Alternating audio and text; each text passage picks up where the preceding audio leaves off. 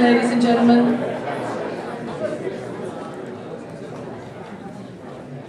It's very exciting to see you all here this evening. This is one of the most well-attended events that we've had in some time, so it must be a tribute to our wonderful speaker.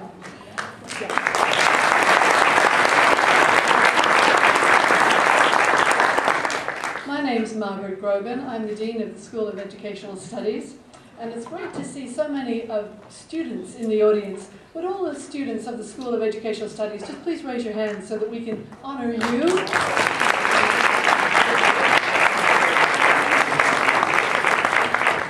I see the Board of Visitors is also raising their hand. Good for you. Thank you. I'm a student too. Our president has just said she's a student too. Well, I'm one of the most eager. This evening is called the Bowen Lecture. It's my job here to give you a little bit of information. You have some information in your programs, and I will just add a tiny bit to that, and then I'll introduce Dr. Scott Thomas, who will introduce Dr. Tinto. I've shamelessly stolen this from Professor Jack Schuster, who's sitting right there. He used to do this for many years before I came, so thank you, Jack. This lectureship bears the name and spirit of Howard R. Bowen. A brief sketch of his career appears in your program, so I will not elaborate beyond observing that his description of and prescriptions for higher education constituted as clear and compelling a voice as anyone's in the last decades of the 20th century, a voice of integrity and rigorous scholarship. See, that has Jack Schuster all over it. Over the past several decades, we've been very fortunate to have attracted 27 distinguished individuals, from our very first Bowen lecturer, Ernie Boyer, in 1984, to Mildred Garcia in 2010, both highly visible champions of higher education, both with a deep-running reformist bent. Some of our speakers have been distinguished presidents, like Harvard's Derek Bock or Chicago's Hannah Gray. Some have been highly respected scholars whose work has shaped the scholarship of higher education, like Lena Aston and Sandy Aston and Bob Clark. Some have provided unique international perspectives, like Oxford's A.H. Chelly Halsey and Mexico's Manuel Gilanton. Some have been ringing voices for the values of equity and social justice in higher education, like Joshua Smith, Yolanda Moses, and Juliet Garcia. Still others, like Jim Friedman and Lee Schulman, have been compelling voices for best practices and reform.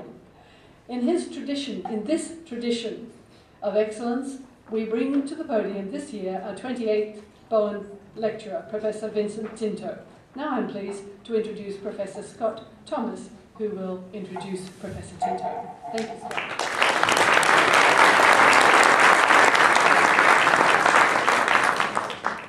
Good evening and welcome. Thank you for joining us tonight. Before I get to these things about introductions to introductions, I know get rather old, but I'm going to interrupt that for a moment. This is late-breaking news, Vince. I'm sorry to intrude upon your time. We just received word that Lisa Wolfe-Wendell, who is a graduate of Claremont Graduate University, will be the next president of the Association for the Study of Higher Education.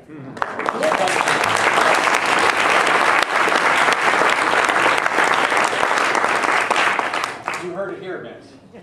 Call back to Syracuse and tell them you just got the good news. Well, it's my honor and privilege to be able to introduce you to Professor Vincent Tinto, our 28th Howard R. Bowen lecturer. Howard was the R. Stanton Avery Professor of Economics and Education at Claremont Graduate University. Howard was a scholar of economics. Vince is a sociologist. An authority on the economics of higher education, and like Vince Tinto, he was a leader in American higher education. Before Claremont, Bowen taught economics at the University of Iowa, the University of Illinois, and Williams College. He was the president of Grinnell College, the University of Iowa, and it's widely recognized that few individuals have had as large of an impact on our thinking about the individual and social value of higher education as Howard Bowen. So it's fitting that tonight we are honored by Professor Tinto, a scholar who has similarly devoted his career to helping us better understand the value, and perhaps more importantly today, the potential impact of higher education as a transformative event for individuals and society. The scholarly and practical impact of Professor Tinto's work certainly rivals those of Howard Bowen, and we are pleased that he has accepted tonight's task. Thank you. Dr. Tinto is Distinguished Professor of Education at Syracuse University. The arc of Professor Tinto's interest and career is taking him from the world of physics to, fortunately for us, the world of sociology and education. His corpus of scholarly work focuses on student retention and the impact of learning communities on student growth and attainment. Tonight, we are privileged to have him guide us through a consideration of why we have been unable to translate the promise of increased access to increased college completion. Please join me in offering a warm welcome to our friend and colleague, Professor Vincent Tinto.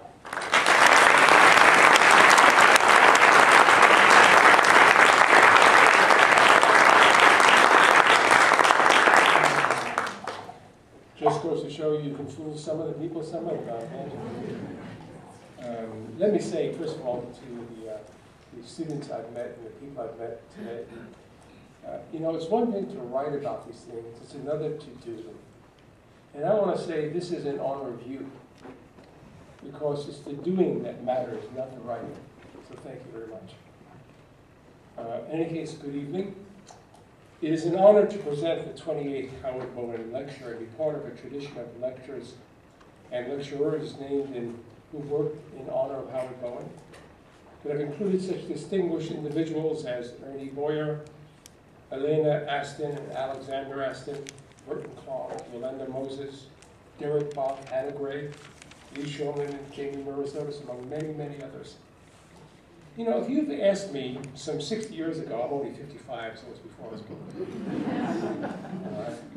born, a child of a low-income immigrant parents who had virtually no formal education, who loved playing stickball under the streets and elevators of New York City, that I would be here with you this evening.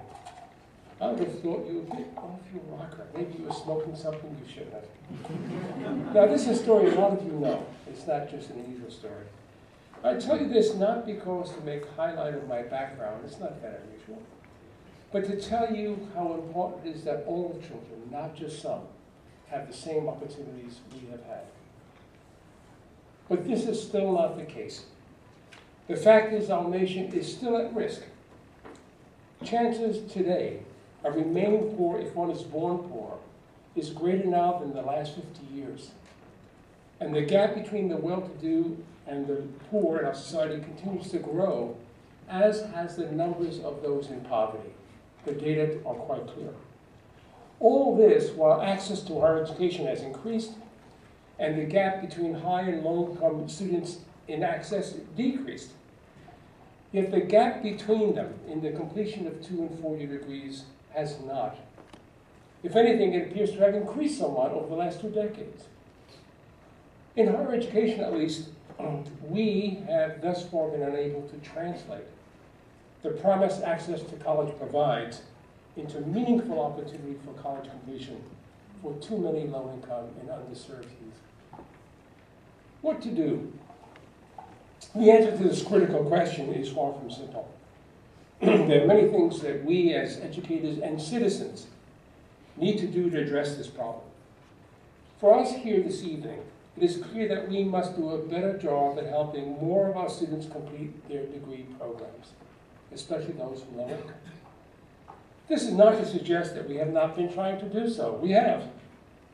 But with some years of effort and not an inconsequential investment of resources, overall rates of degree completion in higher education have remained largely unchanged.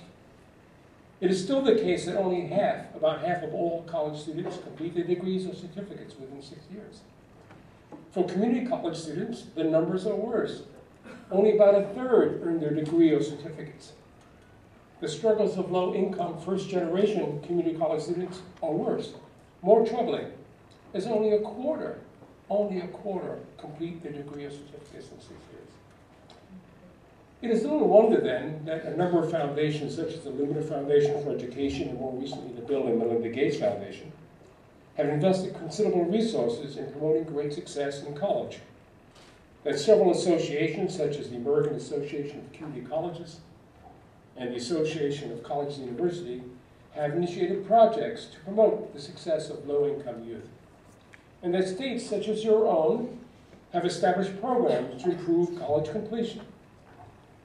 As I have been fortunate enough to be involved in a number of these efforts, I want to take this opportunity this evening to share with you my thoughts, for what they're worth, on what is now occurring nationwide and what we need to do to make substantial and enduring gains in completion, again, in particular for low-income youth. First and foremost, like many persons in these and other organizations, I hold the view that much needs to change in higher education. Past practices will not suffice to face the challenges facing us. This is not to say that institutions are not already pursuing change. Colleges have implemented or are exploring the implementation of a range of change efforts, from those focusing on development math, such as seen in the StatWay project that a lot of you know about, in which some of you may actually be participating, to those that use predictive analytics, the work of the Amazon and Netflix technology, to provide online advising to students in colleges like Saddleback College and Irvine Valley College. The same can be said of institutions in the California State University Graduation Initiative, in which some of you are participating. As you know, they've instituted a range of programs from the use of data analytics to target student interventions, peer mentoring, early start programs, a math boot camp, to an academic recovery program. Yet for all this effort here and in California and elsewhere, much remains to be done to ensure sizable and enduring gains in completion. One area of action that is now a focus of considerable national attention is that of academic support, and the continuing need of students, developmental or otherwise, for support, academic, in some cases social. Colleges, of course, are not blind to the need for support. They offer a range of support programs from learning centers, basic skills courses, tutoring, and the like. Yet evidence continues to show that these programs, however well-intended, have had limited impact, especially among those who enter college with substantial academic needs. Some students are helped, many others are not. This is the case in large measure because existing support programs have been largely disconnected, decontextualized from the classroom, and not well aligned to students' need to succeed in the classroom. Most have sat at the margins of the classroom and have left untouched the experience of the classroom. The one place, and perhaps only place, where students meet each other and the faculty and engage in learning. Recall that a majority of students in higher education commute to college, they work and or attend part-time, and have a number of obligations beyond the campus that compete for their time. Their time is almost frequently limited to the classroom. If support does not reach them there, it often does not reach them at all. And even when some are fortunate enough to spend time on campus to get support, it is often disconnected, decontextualized from the support they need in the classrooms in which they sit. This must change.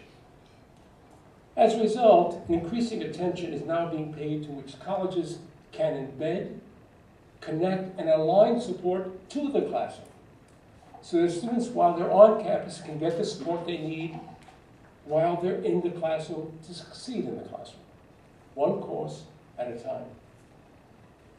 Though such support can take on a variety of forms, they all share a common attribute, namely that it's contextualized to the specific needs of the course to which it's connected and embedded, and the immediate practical task of succeeding in the class, one course at a time.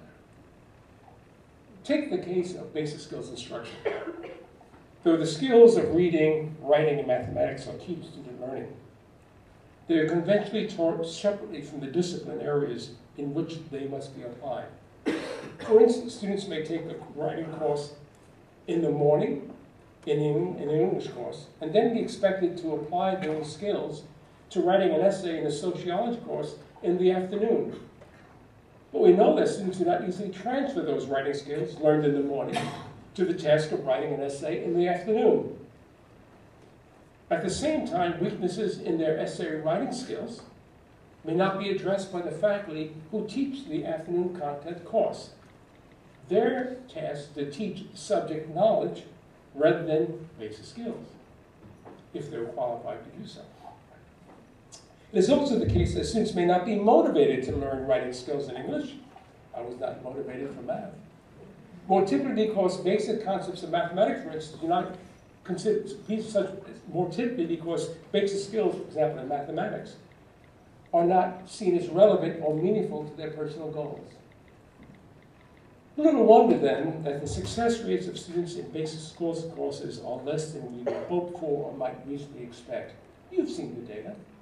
Consider the data from the Community College Research Center at Teachers College, Columbia University, on the success rates of students who start in development mathematics and development reading at 2 levels below college level work.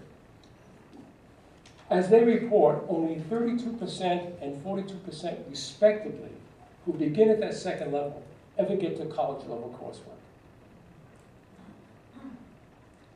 And for those who begin 3 levels below college work, the figures are worse, with only 17% and 29% respectively ever getting to college level work.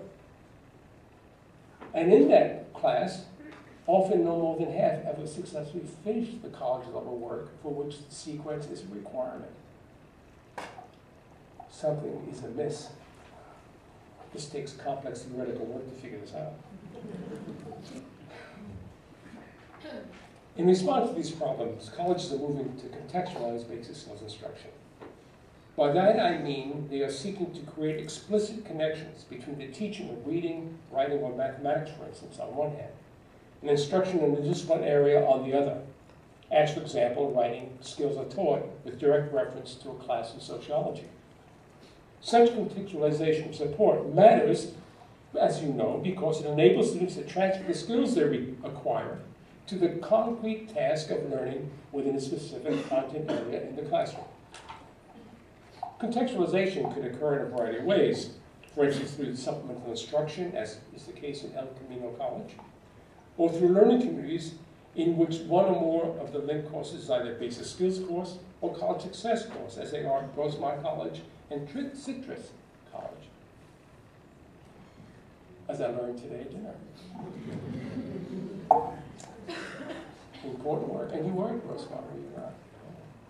Listen to the voice of a student who was part of our multi-year national study of basic skills learning communities funded by the Lumina Foundation for Education. When asked about his experience taking a basic skills class together with a content class, he said, and I quote, but I can't say it in New Yorkese, it was in New York. The relationship in classes between accounting and ESL is helping a lot, he said, because the accounting professor is teaching us to answer, God bless you, is teaching us to answer questions in complete sentences, a good idea, to write better. And we are more motivated to learn vocabulary because it's accounting vocabulary, something we want to learn about anyway. I am learning accounting better by learning accounting language better. In this way, the student is underscoring the well-documented fact that the benefits of contextualization rise not only from the cognitive mechanism of transfer of learning, but also from the effective mechanism of intrinsic motivation, where a learner is drawn to engage in a task because it is perceived as interesting, enjoyable, or useful. It takes theoretical, complex thoughts to figure that out. Contextualization can also occur in accelerated learning programs, as that, for instance, at the Community College of Baltimore County. Its accelerated learning program allows students who are but 1 level below English, in this case English 101, to enroll directly in the college level course while simultaneously taking a companion course that provides extra academic support that is linked to the English course. Students would otherwise have to take a standalone basic skills course prior to entering a college level course, can therefore earn college credit while obtaining support. The results indicate that those students are more likely than similar non-accelerated learning program students who pass English 101 and go on and successfully pass English 102. Moreover, when compared to the conventional approach of standalone basic skills courses that typically produce a 50% success rate, the accelerated learning program produces an success rate of about 80%. Not bad. It also avoids the stigma, by the way, of sitting in a standalone basic skills course. That often is an issue. In other cases, as in the iBest program in the state of Washington, support is embedded within techno-vocational courses. Like accelerated learning programs, the Integrated Basic Education and Skills Program, iBest, initiative enables students to get academic support from basic skills instructors while earning credit toward a certificate in those courses. By embedding support within the classroom, students are able to immediately apply it to the concrete task in technical vocational education. This is achieved through collaboration of basic skills instructors and faculty who jointly design and teach college-level courses. The result is that iBest students fare better on a variety of outcomes, credits earned, completion of workforce training, and so forth, so on, when compared to traditional students at the same proficiency level. But more importantly, like accelerated learning programs, iBest challenges the conventional assumption that basic skills students and basic skills instruction should precede the beginning of college-level work. And it avoids, again, the stigma that's often associated with being a basic skills student. But in all cases, what matters is not the specific linkage between the classroom and the support activities, but the way in which faculty and staff utilize the opportunity that linkage provides to collaborate in ways that yield effective contextual support. It's collaboration, not the linkage per se. Contextual support, of course, can also arise in a number of other ways. It can arise through classroom assessment, specifically when assessment is used to trigger academic support, as it is most commonly in early warning systems, such as those at Saddleback College and Australia Mountain Community College. So I've been doing my homework about California. In these and other cases, early classroom assessment of student performance is used to trigger, through alerts, faculty and staff interventions to help students succeed in the courses from which the alerts come. It's a targeted, contextualized support. In the best cases, it does so early enough in the semester when the support is most effective. Now, I want you to write this down for the students, okay? This is an important educational moment. The secret of effective early warning, this, is that it's early. Now, there's a reason for that, of course. You know, studies of the dynamics of failure shows that there's a momentum, a dynamic built up. The students who struggle in the past, when they get confused again at the beginning, they say to themselves, uh-oh, here we go again. And if you don't clarify that confusion, if you don't get them support connected immediately to the classroom, they start falling away. If you wait to the midterm of the semester, it's already too late for many students. So the secret of early warning, repeat after me, is early. Complex ideas, folks. Now, of course, one of the things that's happening in these early warning systems is use of technology. Early warning software, such as that at the Signals project at Purdue University, monitors student behaviors in real time and indicates when they're at risk of doing poorly. One of the many benefits of such systems is that once faculty place their exams and quizzes online, much of the burden of using early warning is taken off their shoulders, thereby facilitating the wider adoption of this technology across campus. This scalability is not a trivial achievement. As you well know, it is sadly the case that many new initiatives on this campus, however successful, often fail to scale up across campus because of the effort change entails of faculty and staff. Effort that without institutional support is difficult to maintain over time. The choir gets tired. For many students, in particular underserved first-generation college students, social support is also important to success. But as you are only too well aware, your capacity to provide individual support is quite limited if only because of limited time and energy and staff. Yet evidence abounds that support, academic as well as social, can emerge from the classroom through the use of pedagogies that require students to work together in a positive way, whether in the form of cooperative learning, cooperative teaching, problem-based learning, or project-based learning, which I do a lot of, or through learning communities that employ these pedagogies. The use of such teaching techniques has been shown to enhance student success. They do so not only because of the impact of engagement, where have I heard that term before, with others in class and learning, but also because of the social support that emerges from that type of engagement. Listen to a voice of another person who's part of our study, who participated in a basic skills learning community that employed cooperative teaching. When asked about the impact of her classroom experience on her ability to continue and succeed in class, she said, and I quote, "We motivate each other, and we keep each other on track. Cherry and I are in these classes together, so we're usually doing homework together. We have discussions with ourselves, existential, I think. Sometimes heated conversations on one different topics. When we get back to class, we know what we want to talk about, ask about, and we want to present it. So it helps to have friends in class to help you with essays, readings, and discussion topics." Another student, a middle-aged mother of 3 children, who worked 2 jobs to support a family and had no partner in the house, who commuted to a community college in New York City at night on the subways of New York City, an achievement of its own, if you know New York like I know New York, said the following. In the cluster was a learning community, right, with cooperative teaching. We knew each other. We were friends. We discussed everything from all the classes. We knew things very, very well because we discussed it all so much. We had discussions about everything. And then she adds, the class, was like a raft running the rapids of my life. For her, the emotional support from the peer group allowed her to manage the emotional struggles of dealing with a very challenging environment. Like other students whose lives are filled with struggle, the support that emerges from collaborative peer group activities in the classroom can spell the difference between continuing or dropping aside.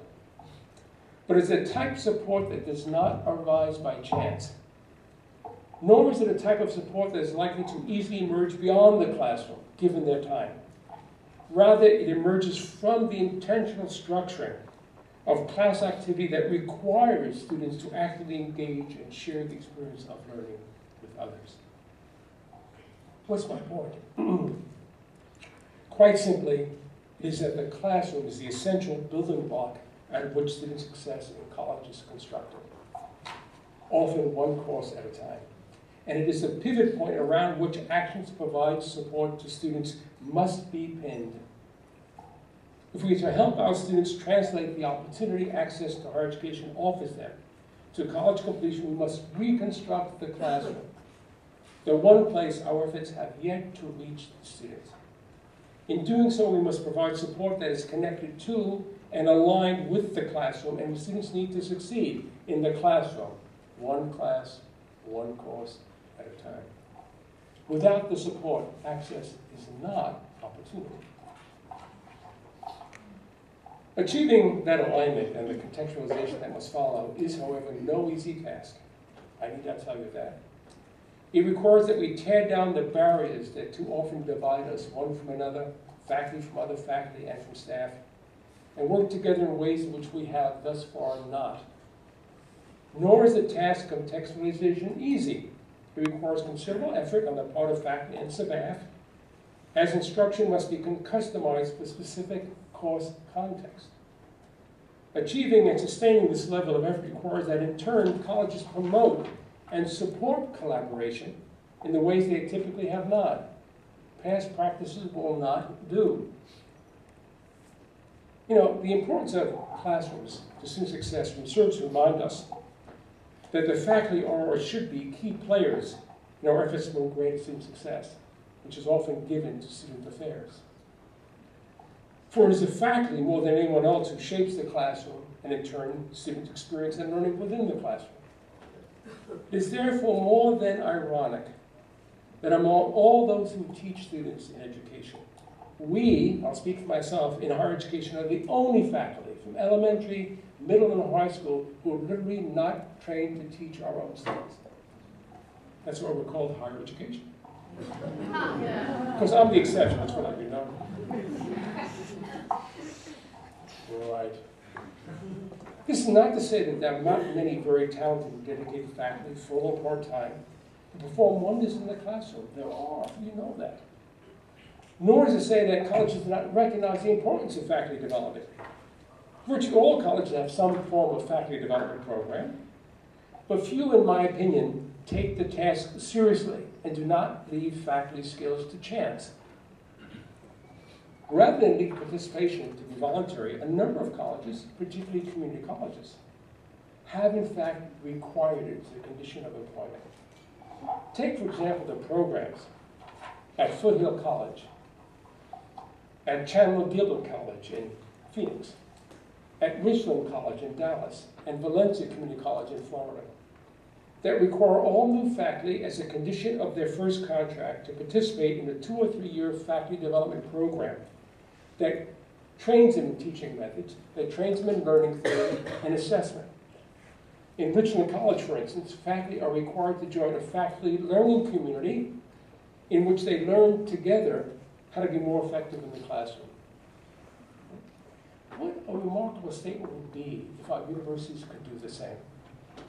And Claremont would be the first in the region to do so. This applies to all faculty, by the way, at Richland, regardless of whether they teach basic skills or not, and to a more limited extent to adjunct faculty as well. They take teaching seriously, and in turn, student learning seriously. Nevertheless, by focusing on the classroom alone, though essential for student success, does not in itself create substantial improvement in program completion. While it may improve classroom success, substantial improvement in program completion requires more of a college. It requires a greater degree of structure than is currently available to students. For too many students, finding a path to degree completion is the equivalent of navigating a shapeless river on a dark night. Many students without a clear roadmap wander needlessly before they settle on a concentration, that is, if they're able to identify one, and the path to complete that program. And even when identified, too many students, especially first-generation students, squander valuable time and energy, so much so that more than a few leave without ever settling on a program. They run out of money, time, and energy. Recognition of this situation has led to another national discourse about the need to focus on institutional structural change and posit what might be referred to as the structural hypothesis. Namely, that college students, in particular those in community college, but not only, would more likely persist and succeed in programs that are tightly and consciously structured with relatively little room for individuals to unintentionally deviate from the path toward completion, and with limited bureaucratic obstacles for students to circumvent. Oh my gosh. Or as Kay McClenny, a good friend of mine and a person I greatly admire, the director of the Community College Survey of Student Engagement, so aptly put it, students shouldn't do optional. What this requires of colleges is that they construct coherent pathways, and you've heard this term now before, of aligned courses that are structured, that students literally would have to follow from entry to completion, and provide support along this pathway that facilitates their movement to degree completion. But as yet, few colleges have done so. This too must change. But completion of programs requires more than just structural alignment. Both matter, but it also requires that students make timely progress along the pathway so constructed. Here, let me draw upon a basic principle of motion, first elucidated by my good friend Sir Isaac Newton. We call him Izzy. I'm almost that old. In his first law of motion, to make my point, see, I studied physics. I have an advanced degree in physics. So what do I learn? First law. Simply put, that law states that an object at rest tends to stay at rest, and an object in motion tends to stay in motion. Once in motion, an object will resist any change in motion unless external force on it forces it to change. This same principle can be applied to, well, student motion, or what I refer to as the principle of student momentum. I'll call it Tinto's principle of student momentum. Modest, however, I am. Namely, a student at rest tends to stay at rest, and a student in motion tends to stay in motion unless an external force changes it. The likelihood of student completion is directly linked to student momentum. Or put it in more practical terms, the rate at which students earn college credits for a degree. Furthermore, the sooner students gain momentum, move, the more likely they will continue to move. And at no time does such momentum matter more than in the first year. Expressed in more concrete terms, the research shows that the greater number of credits students earn in the first year, the more likely everything else being taken into account that they will be able and complete their program of study. Rocket science, folks, rocket science. The issue is not simply one of full versus part-time enrollment, though it matters, but of continuous versus non-continuous enrollment as well. Students need to stay on track and move along it as speedily as possible, and that's our task. To construct programs that build student momentum, especially in the first year, and construct pathways that are structured to facilitate that movement along the pathway to which support is connected at various points. This principle of momentum is exactly that which underlies what is referred to as momentum point analysis. You've heard of this, right? First carried out for community colleges in the state of Washington. Momentum point analysis looks at student unit record data to identify those critical points in the curriculum where students either move on or fall away. That spell the difference between timely completion and non-completion. Such analyses enable colleges to discern, for instance, how different groups of students, identified by different attributes, are or not succeeding, and where in the pathway they fall away. One of the virtues of such identification is that in pointing out those intermediate points of achievement for particular groups of students in a particular college, the college is able to more carefully target its resources to the concrete task of helping students make achievement gains one step at a time. Of course, the task of increasing completion is sort of abstract, but we can help them move to a concentration decision, finishing basic skills at a certain time. That we can do. But here, too, evidence suggests that there's much to do. Data from the state of Washington, for instance, indicate that a majority of first-time community college students never progress far enough in their coursework to enter a concentration. Nonetheless, make progress in that concentration. Clearly, much needs to be done. At a minimum, colleges must create a cross-functional committee, or task force of faculty, student services, staff, and administrators to map out the experiences of students from different groups, from the time they make first contact with the institution, examining the interaction between students and college programs as seen in the curriculum and services, at each point along this pathway, and assess to what extent college policies and practices help or hinder students from making progress to successful completion. As part of this process, a student success committee should track cohorts of different first-time entering students and locate those places where action is warranted. For example, a cohort of programs, students who enter within 1 year and are passing college level math within 2 years. Such achievements are clearly associated with completion. You know, it's interesting that this is exactly the principle underlying the current Bill and Melinda Gates Foundation called Completion by Design, for which I'm privileged to be part of the advisory board. Its purpose is to encourage colleges, in this case consortia of colleges from 4 states that serve low-income students, Florida, North Carolina, Ohio, and the big state of Texas. I'm going to be careful here. I'm being taped, am I not? Take that out. To work together to develop coherent pathways that students in different programs would follow degree completion. that colleges would collaborate to develop such pathways that are shared between colleges, and the support that we attach to those pathways at different points of the process. Let me close. It is one thing to develop effective classrooms where students find support to learn and succeed. It matters. It is another to align those courses into substantial structured pathways of courses to which support is connected that speed students to degree completion. Students should not do optional. Both must occur if we are to make substantial progress and enduring progress in college completion. One without the other will simply not produce the gains to which we aspire. Put another way, student success does not arise by chance.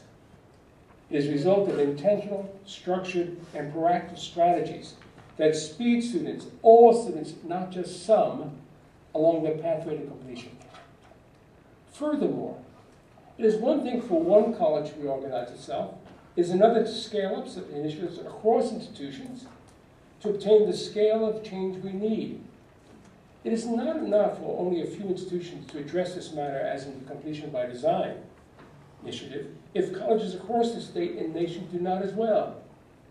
It is time to put aside the politics of institutional independence and work together to build the support that our students need to succeed.